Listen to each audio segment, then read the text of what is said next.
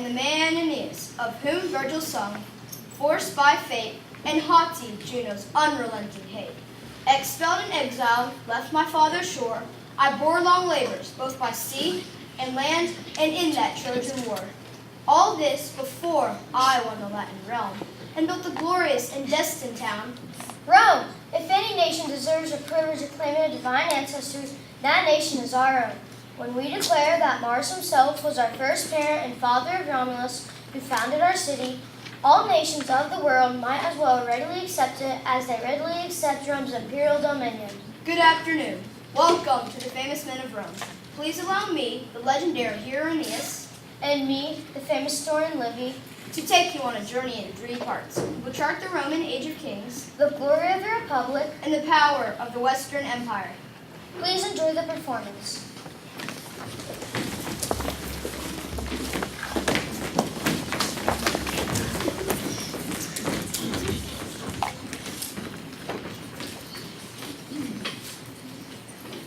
I am the descendant of brave Aeneas who sailed the great sea in search of a new home, a new Troy, a country one day to rule the whole world. I founded Rome. My name is Romulus. Welcome one, welcome all. Come to my city for refuge. Be you wanderer, fugitive, or refugee, you will find a home in this city.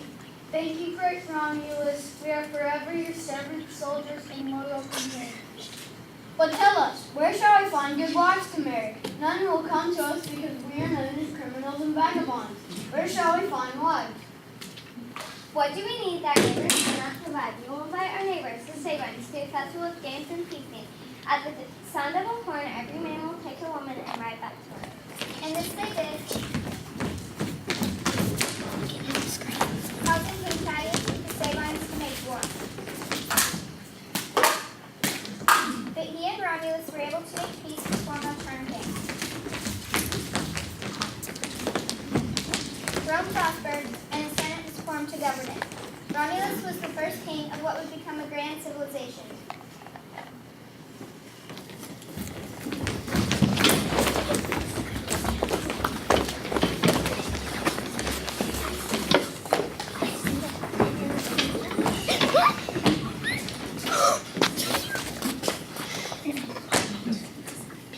Rome became a civilization that not only acted grand but looked grand. Many splendid buildings were erected by the great King Tarquin. I am Tarquin, and I built many great buildings. Here you see my racetrack, the Circus Maximus. One man, Servius Tullius, ruled Rome with goodness and gentleness, but another man, a son of Tarquin, plotted against him. His name was Tarquin the Proud. This impostor, Servius Tullius, will not stand in my way any longer. I shall be king over his dead body. And so Tarquin did as he said.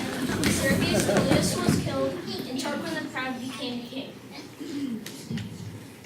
One of his sons named Sextus insulted a young lady of the royal court named Lucretia. She was so ashamed that she plunged a dagger into her heart. At this outrage, a leader rose to defy the tyranny of Sextus and Tarquin the Proud. His name was Junius Brutus. By this girl's blood, none more chased a tyrant wronged her. And by the gods, I swear that with sword and fire and whatever else could instruct my arm, I will pursue Lucius Tarquinius the Proud, his wicked wife, and all his children. Never again will I let them or any other man be king in Rome. We will not suffer a man to rule Rome. Junius Brutus was given as splendid a funeral as those early days of the Republic could afford. An even greater tribute to him was the nation's sorrow, of which the most poignant expression was given by the women of Rome, who mourned him for a year as a father. It was their special tribute to him for his fierce championship of a woman's honor. Scott!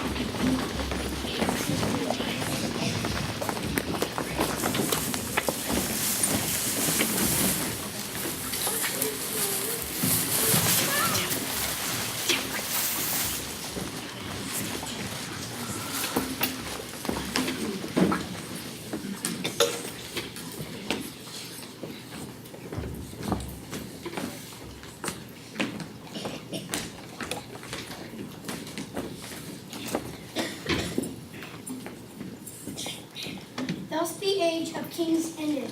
The people would not suffer a man to rule Rome.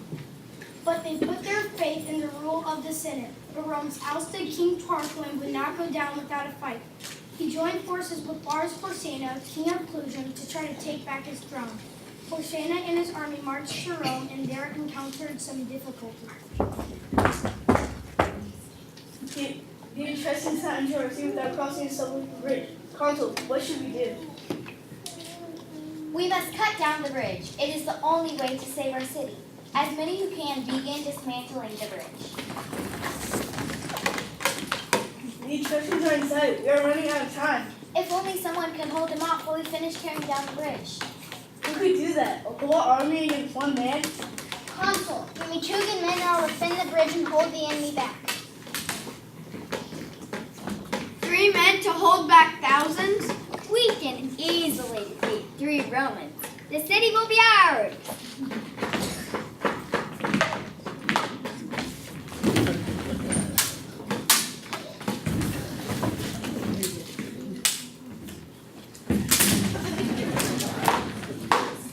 Spurius, Titus, the bridge is about to fall. Run back to the other side. I'll stay and defend it.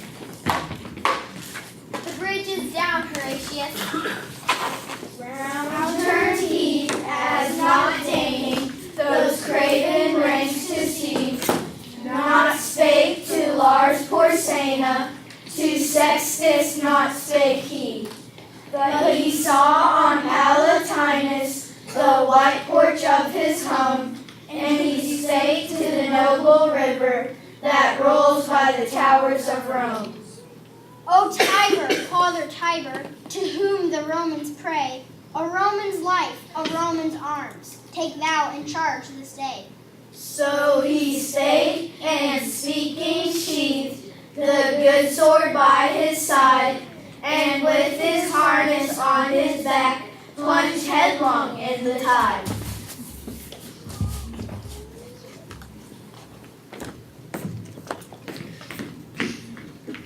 When I emerged on dry earth, the leaders of Rome were there to greet me, and even Lars Porsena's prayers for my safety were answered. With shouts and clapping and weeping, I returned to my home through the river gate, borne on the shoulders of the crowd.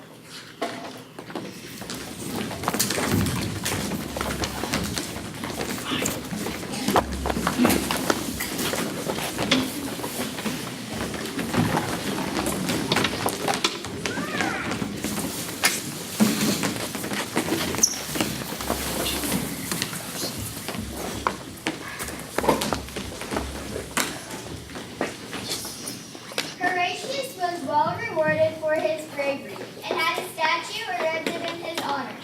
Porsena's decided to keep his army on the other side of the Tiber.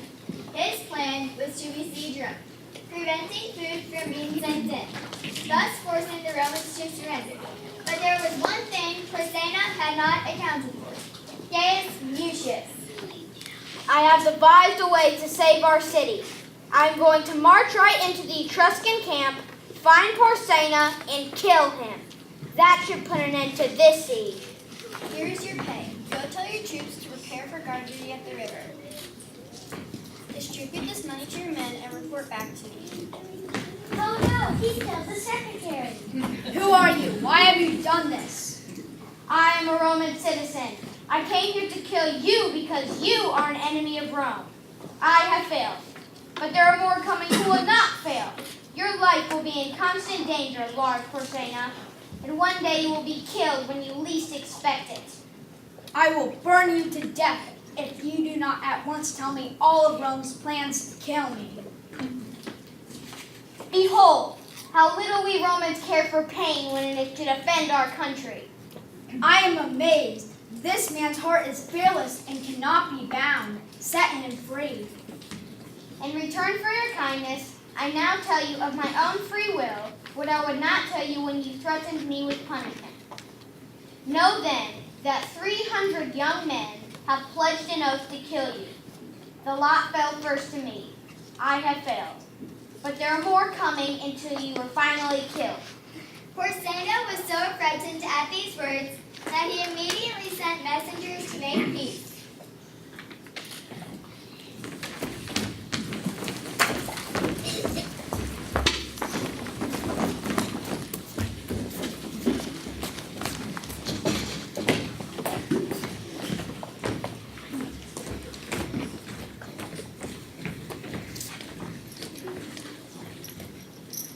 When the Roman Republic was under a great threat, they appointed one man to have supreme power, but only for as long as it took to secure Rome's safety.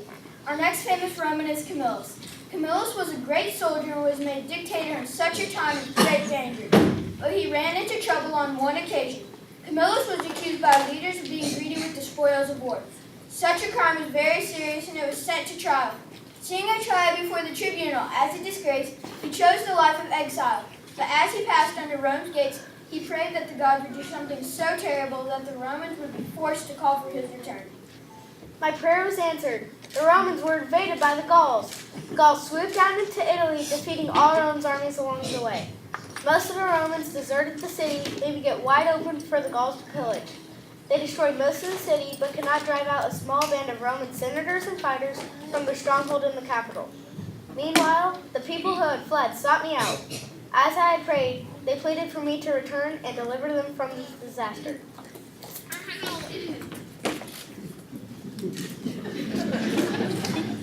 I arrived just in time.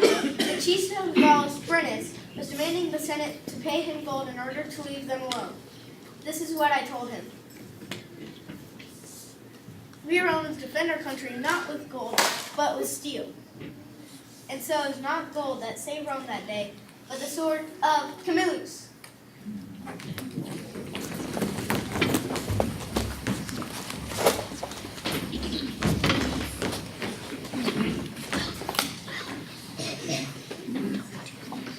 The Roman Republic grew its strength and became engaged in a series of wars with the North African city of Carthage. Rome's greatest threat during these Punic wars was from the Carthaginian general Hannibal, who traveled thousands of miles through Hispania and over the great Italian Alps. Rome's only hope was the great general Scipio Africanus. When Carthage sought to conquer Rome a second time, it sent Hannibal across the Alps with war elephants to crush our army.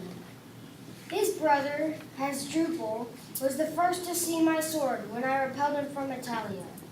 Hannibal would also witness its cold gleam when it drove his elephants to madness.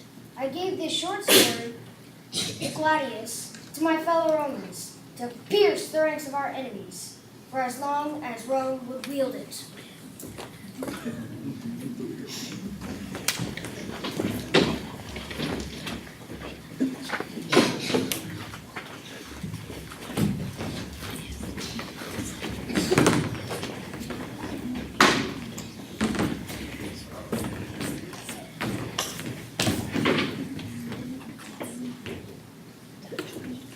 Romans began to get lazy under the protection that armies provided them, but not all Romans trusted their North African rivals. Delendo est Carthago. I am Senator Cato, and in my opinion, Carthage must be destroyed. I felt so strongly about the destruction of Carthage that I ended every single speech I gave in the Senate with those very words. Delendo est Carthago. I lived in a time where Romans were losing sight of what really mattered. We were growing fat and lazy. We spent too much money on things we really didn't need, and it was stealing from our strength as a country. I chose to live a different life. I lived by the old frugality. I ate plain food, drank cheap wine, and had very few servants. I was made censor, and with my newfound power, I fought against frivolity and waste. People do not need to ride around in carriages, they can walk.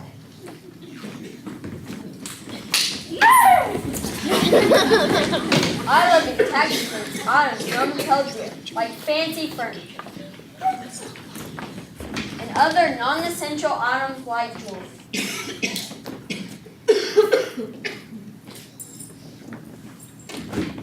Delendo est Carthago.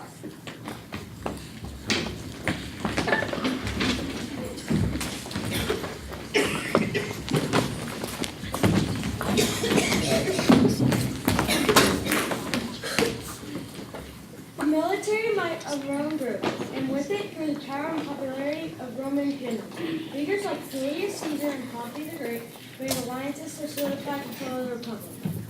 I am the great Julius Caesar. I led armies to conquer Hispania and Gaul and wrote about these wars in a text that would be translated by Latin school students for generations. The chief parts, one of which the Belgae inhabit, Stand up against Rome. the Aquitani another, Defend our fatherland. and the third, a people who in their own language are called Celts, but in ours Gauls. I am the king of great warriors. Pompey was a great leader of my day, and I, the great Julius Caesar, made an alliance with him, but I would only share power for so long. Pompey came from the nobility, the upper class, but I was a man of the people, and they loved me. My greatest ambition was to rule Rome. Only Pompey stood in my way.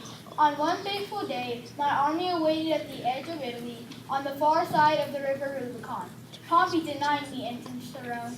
Either I would disband my army and give up my ambition, or I would defy Pompey and cross the Rubicon. I chose to cross the Rubicon. The die had been cast. So Caesar crossed the Rubicon. He marched into Italy without the slightest challenge, violating Roman laws prohibiting a Roman army inside its own borders. Even so, he was celebrated by the people. They took the power of the Senate and gave it to him, and that power went to his head. All the while, the Senate was planning their revenge. On Ides of March, Caesar was in the Senate pontificating about his greatness. So in the world, 'tis furnished well with men, and men are flesh and blood and apprehensive. Yet in the number do I know but one, that unassailable holds his ring, unshaked emotion, and that I am he. Let me a little show it. O Caesar, Hence, wilt thou lift up Olympus? great Caesar, Does not Brutus not Brutus kneel? Speak, hands for me. Et tu, Brute? Then fall, Caesar.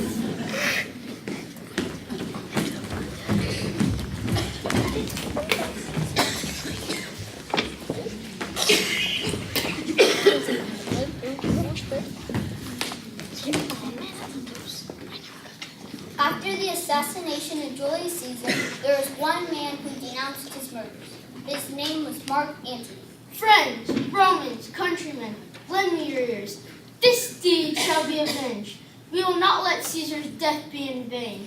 No, I will use it to my advantage. It is Mark Antony who will rule Rome now. Come, let us find the rest of these conspirators and bring them to justice.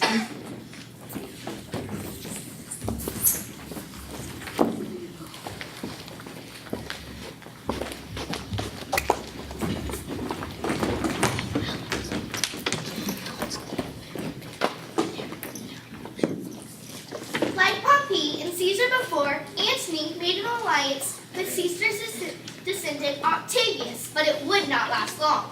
I engaged Julius Caesar Octavianus, the great nephew of Julius Caesar. I was destined to be Caesar's heir, but my former ally Mark Antony is not going to stop me. Our fleets were battling just off the coast of Actium in Greece. Suddenly, in the heat of battle, Cleopatra, the queen of Egypt, and key companion, suddenly pulled her silver oars to flee.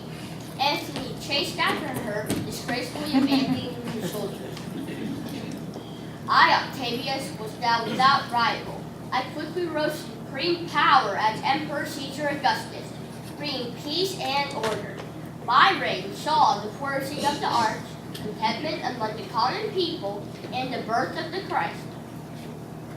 It was the beginning of the great Roman peace, the Pax Romana.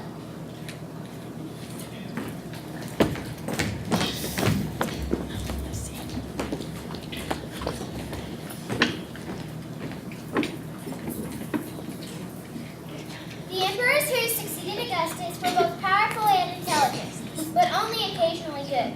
The moral decay of Rome is often typified by the rule of Nero.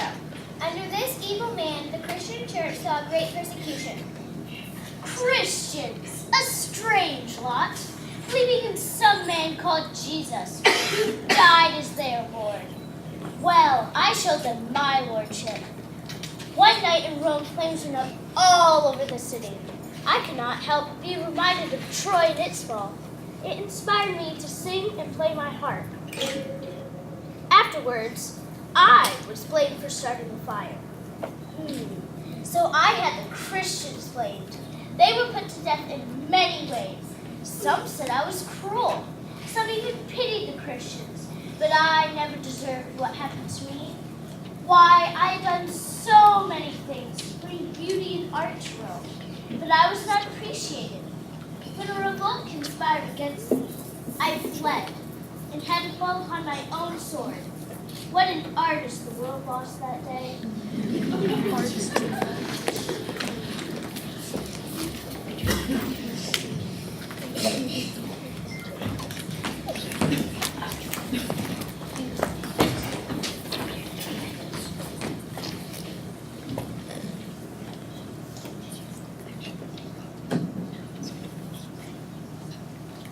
Years passed, and Rome found itself being ruled by several different so-called emperors who vied control for the empire.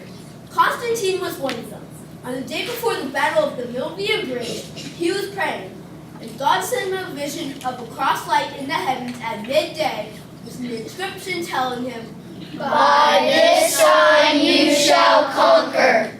Accordingly, I called on God with earnest prayer and supplications that he would reveal to me who he was and stretch forth his right hand and help me in my present difficulties. And while I was thus praying with fervent entreaty, a most marvelous sign appeared to me. At about noon, when the day was already beginning to decline, I saw with my own eyes a trophy of a cross of light from the heavens above the sun and bearing the inscription, By this sign you shall conquer. At this sight, I myself was struck with amazement, and my whole army also, which followed me on this expedition and witnessed the miracle. Constantine made Christianity the official religion of the Roman Empire. By then the empire had been divided between the east and the west. Constantine moved his government to the east, to the city that would be named after him, Constantinople. This division of the Roman Empire, with the new official religion, Christianity, did much to benefit the church in many new ways. However, it did not prevent the West from being overrun by Gauls. Those who still worship the old pagan gods blamed this new Christian religion for Rome's fall. In North Africa, the Christian bishop, Augustine, famously responded to this accusation. Was it Rome's fault or was it Christianity's fault that Rome was overrun by the Gauls? No. Rome's own pride and the immorality were the source of its trouble. But Christianity offered the citizenship in the city of God, where sin is covered by Christ and the pride of man is redeemed by the love of God.